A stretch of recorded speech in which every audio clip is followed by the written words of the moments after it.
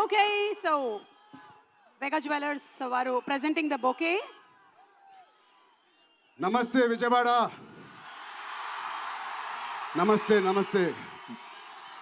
Sorry, సుమగారు నాకు mic ఇవ్వడానికి కొంచెం డిలే అయింది. విజయవాడలో ఇది ప్రీ రిలీజ్ ఫంక్షన్ లా లేదు,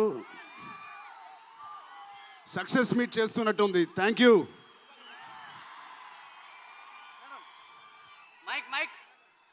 కేశినేని చిన్ని గారికి, దుర్గేష్ గారికి ఇంత గ్రాండ్ సపోర్ట్, ఇంత గ్రాండ్ ఈవెంట్కి సపోర్ట్ చేసినందుకు మీకు, మీ టీం అందరికీ చాలా చాలా థ్యాంక్ యూ సార్, ఇంత షార్ట్ నోట్లెస్ చేసినందుకు.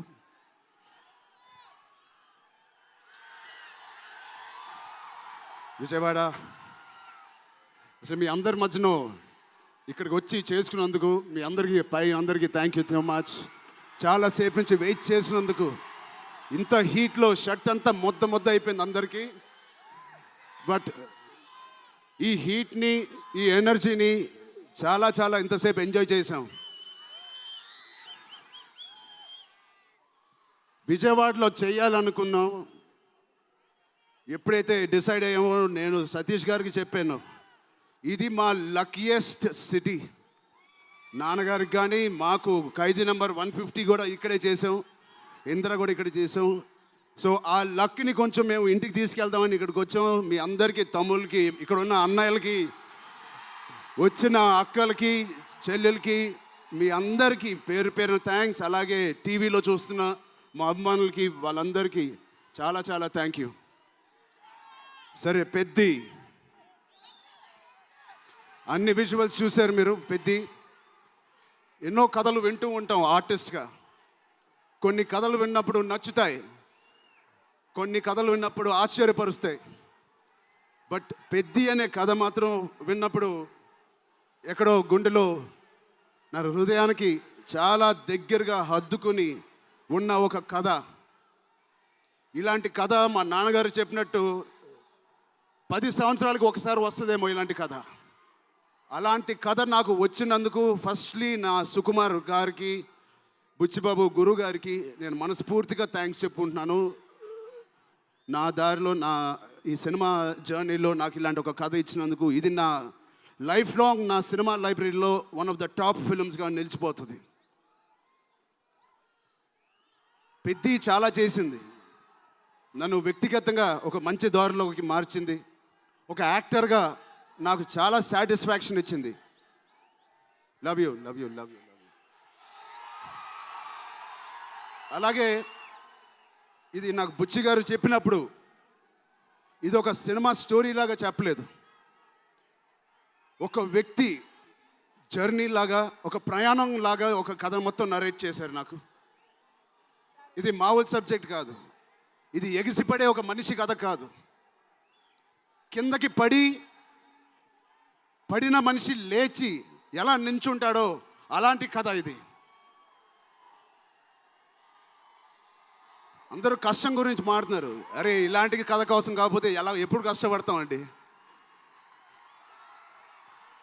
కష్టంతో చేసిన పని కాదు, చాలా ఇష్టంగా, ప్రేమతో చేసిన పని. ప్రతిరోజు లెగిసి పొద్దునే షూటింగ్ ఎప్పుడు వెళ్ళాలా, జిమ్ చేసి షూటింగ్ ఎప్పుడు వెళ్ళాలా అని అనిపించిన one of the rarest films నాకు. బహుశా ఒక మగధీర కనిపించింది, రంగస్థలానికి కనిపించింది, RRR కనిపించింది, మళ్ళీ నాకు పెద్దికి అనిపించింది. అలాంటి భావం, అలాంటి ఒక ఎక్స్పీరియన్స్ ఇచ్చిన మా బుచ్చిబాబుకి స్పెషల్గా థ్యాంక్స్ చెప్పాలి.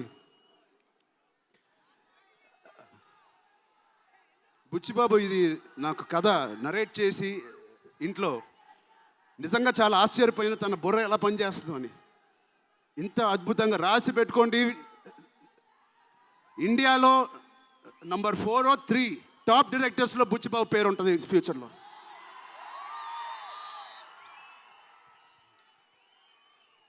సో అంత మంచి ఎక్స్పీరియన్స్ ఇచ్చిన బుచ్చిబాబు గారికి చాలా థ్యాంక్ యూ. ఇలాంటి సినిమా ఒప్పుకోవడానికి నాకు ఒకటే బలం నా మనసులో, ఇలాంటి సినిమా చెయ్యాలి అని. ఎవరు కాదు, అది మీరే మీకోసమే. నిజంగా ఏ ఆర్టిస్ట్కైనా వాళ్ళ అభిమానుల నుంచి, వాళ్ళ శ్రేయోభిలాషుల నుంచి ఇలాంటి ఎక్సైట్మెంట్, ఇలాంటి ఎంకరేజ్మెంట్ లేకపోతే ఎందుకు చేయాలండి సినిమాలు? హాయిగా ఇంట్లో కూర్చొని వేరే పని చేసుకోవచ్చు. మీకోసం చేతులు ఇరక్కొట్టడమే కాదు, రక్తం చింది కూడా పని చేస్తాను మీకోసం.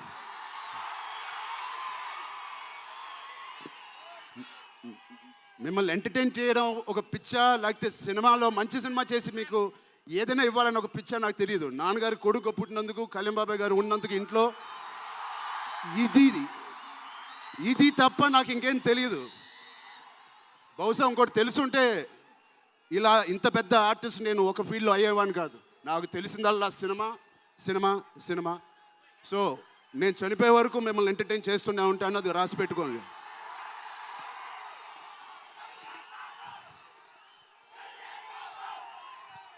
సో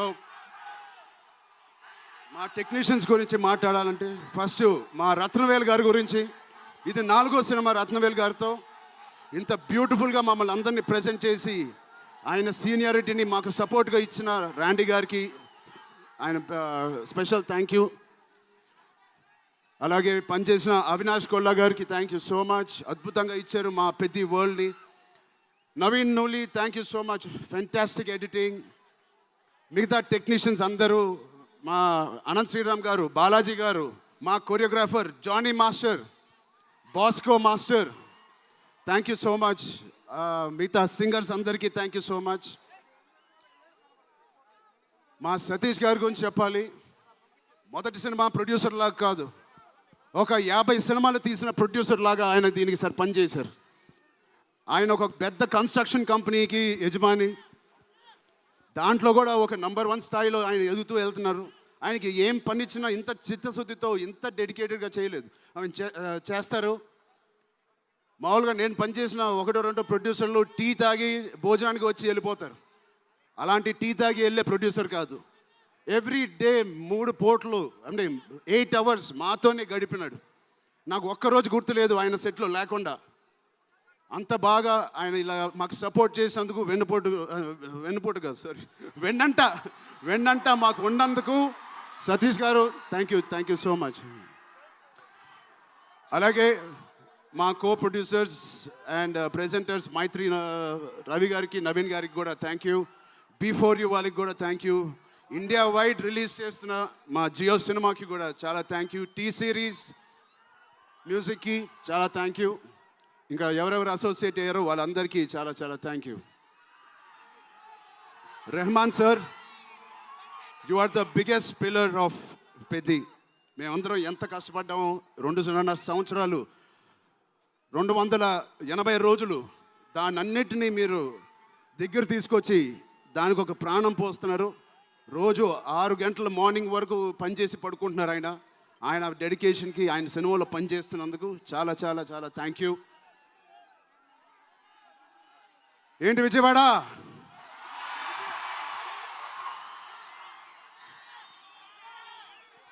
ఈసారి ఎవరి పేరు మర్చిపోలేదు కదా నేను.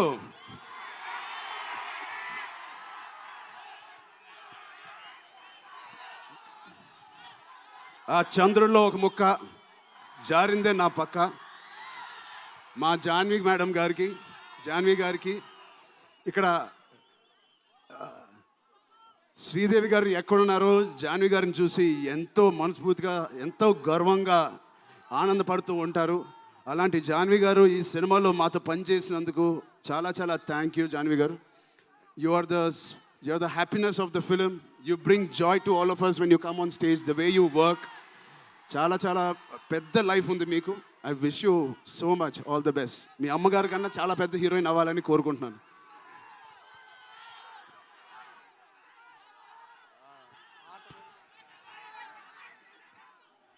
సో డేట్ గుర్తుందా? జూన్ 1. మా అమ్మాయిలందరికీ ఒకటి చెప్పేసి వెళ్ళిపోదాం అనుకుంటున్నాను. యాక్చువల్గా వెళ్ళాలని లేదు, ఇక్కడే ఉండాలని ఉంది మీతోనే. Love you. ఎప్పుడైనా ఒక ఆట ఓడిపోతే అది ఆటగాడు ఓడిపోయినట్టే కాదు, ఒక దేశం మొత్తం ఓడిపోయినట్టు ఏ ఆటైనా.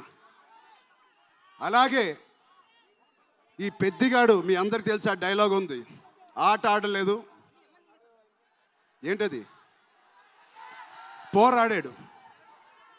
అలాగే మీ అందరి ఆశీస్సులతో, దుర్గమ్మ దేవి ఆశీస్సులతో మీ అందరికీ ఉండాలని, మా అందరికీ ఉండాలని, ఈ 4వ తారీఖున వచ్చే ఈ పెద్ది సినిమాకి ఉండాలని, ఈ పెద్దిగాడి ఆత్మగౌరవాన్ని అమ్మ దుర్గమ్మ సాక్షిగా కోరుకుంటున్నాను. ఆత్మగౌరవాన్ని మీరందరూ ఉన్నత స్థాయికి తీసుకెళ్తారని మనస్ఫూర్తిగా దుర్గాదేవిని కోరుకుంటున్నాను. మీరు కూడా చల్లగా ఉండండి, జాగ్రత్తగా ఇంటికి వెళ్ళండి. మీ కుటుంబ సభ్యులందరినీ అడిగానని చెప్పండి.